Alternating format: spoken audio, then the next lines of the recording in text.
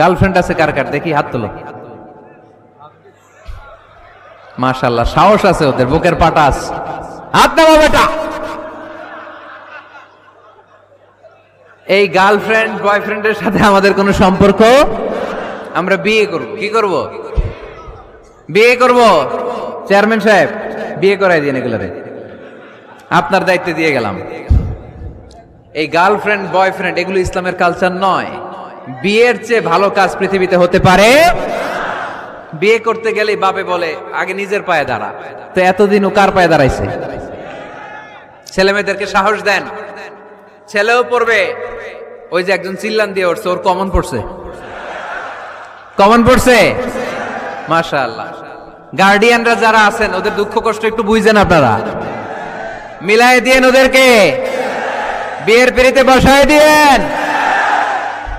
বিয়েতে করলে